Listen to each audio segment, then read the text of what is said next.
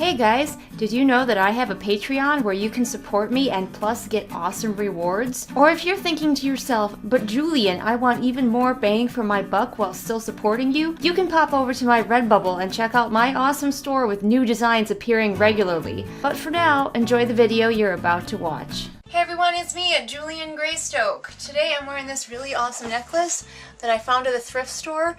It's magnetic. It's just like one long strip with magnets on it, and you can turn it into a bracelet or a necklace or an ankle bracelet or whatever the fuck you want, and I am in love with it. Today we are going to talk about tropes. Friend or foe. Here on this channel we have had several videos talking about tropes that I either like or I'm tired of seeing.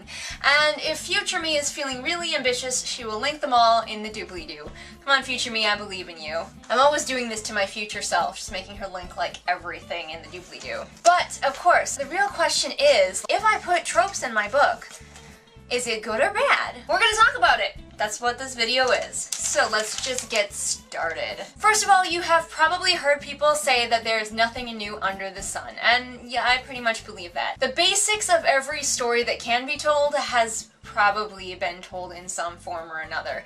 It's just what you do with it that matters. But out of this arise these little things called tropes. Tropes happen where a story element is repeated and repeated until it is deeply recognizable, and you could just be reading along and point that out very easily. That's this trope. A lot of tropes have names. TV tropes is a whole website. It's a thing. There's probably no way to escape tropes in your book. I'm sorry. We can run as fast as we want, but the tropes are coming for us. Not all tropes are created equal. Some tropes can be harmful, like the white savior trope or the bury your gays trope. All of these tropes can potentially be harmful and send a bad message to the reader. So if you're writing a book and you know you've got some tropes in it, because there's probably no way to avoid that, the best thing that you can often do is avoid the harmful ones. Now, of course, as I was talking about before, tropes are tropes for a reason. They are things that people like. If people didn't like these elements, we wouldn't keep reading books, watching TV shows, playing video games with these elements in them. But everybody likes different tropes. I don't like chosen ones, for example, but other people love them. So how do you get around that if you're a writer, knowing that some people are going to love this trope you're including and some people are going to hate it? Well, basically the only way to do it is to write the tropes that you like. Write the trope that makes you happy, write the trope that you like to read, and know that not everybody's gonna love it as much as you do, but there's really nothing that you can do about that. Now here's the thing. We have all these pieces, all these tropes, but what matters is how we arrange them. Just having this trope, let's say the love at first sight trope.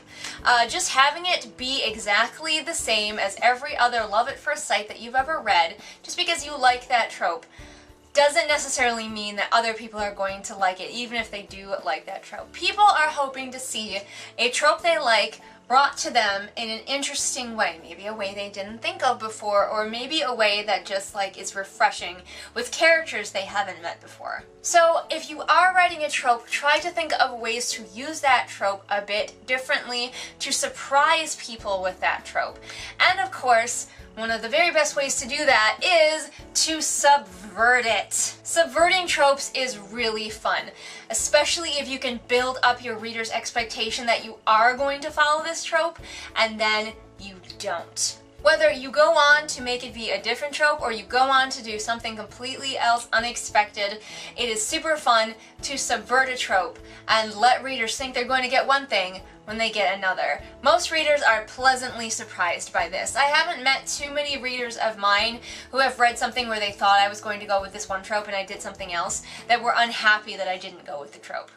So if you can, subvert those tropes. Use them, bend them, twist them to your will. You are the mastermind in charge of your story, and you can do whatever the crap you want with them. So have fun and be creative and just go all out. And those are my thoughts on tropes. Tropes Friend and foe. It just depends on what you do with them.